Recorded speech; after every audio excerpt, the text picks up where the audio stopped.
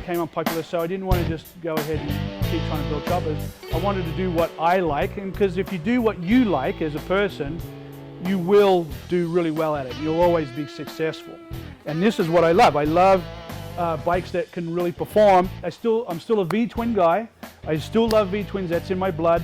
And so a friend of mine said, hey, you need to take a look at buying an FXR. So I did that years ago, and all of a sudden, all my experience in motorcycling came into play when I started riding this FXR, and I was like, holy crap, you know, this thing's rubber mounted. How's that feel? Oh, geez, everything lives on the bike. Nothing's getting destroyed, nothing's getting broken.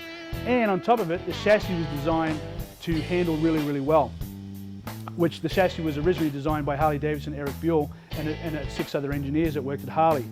So, and it was designed to handle correct. And it was designed to be a bike that you could ride for 800 miles in a day. I was like, that's what I want to do. That's the bike I want to ride, and that's the bike I want to build.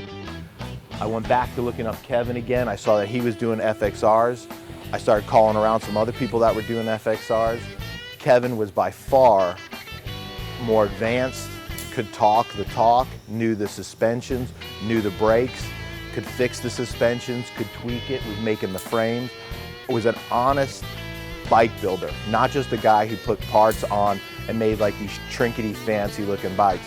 This was like a real rider's bike. And that's what I am. I'm a real rider, and I wanted something that was the best of the best.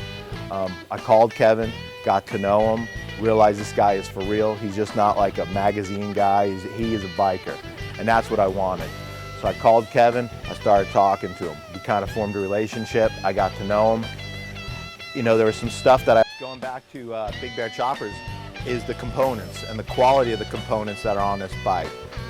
Talking to Kevin, talking to the Greek, talking about all of the components that go on a bike to make a bike top-notch, to make it a high-performance motorcycle are on this bike.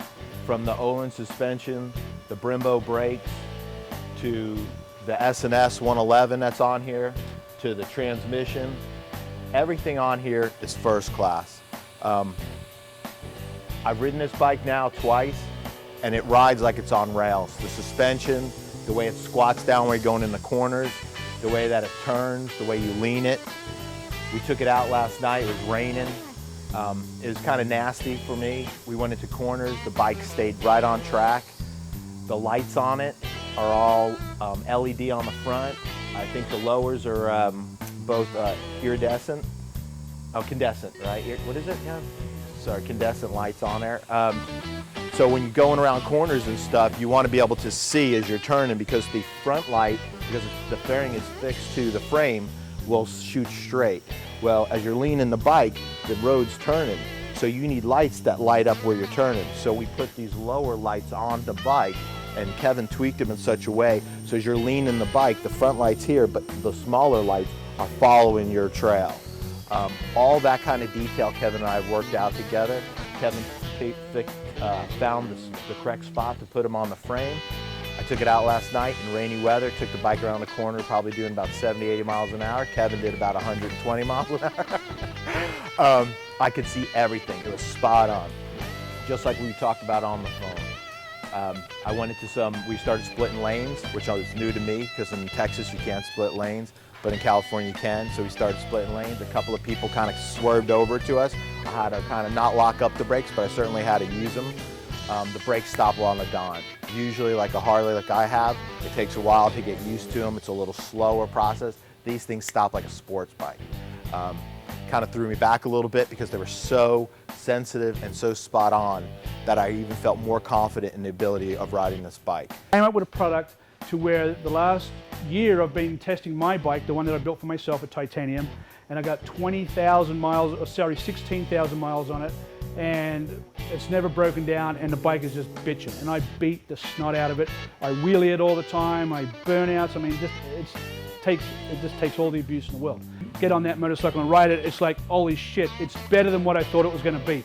It's better than what I thought I was paying for, and that's what I'm trying to achieve. And that's called reinventing yourself. So that's why I'm here with Jason. And Jason gave me a huge opportunity to build a bike for him, and I'm very appreciative of that, and thank you very much. Yeah, cool. Because you trusted. Listen, now that I've sold you guys this whole bunch of bullshit on these pieces of shit, Yeah. let's go ride them. Yeah, right.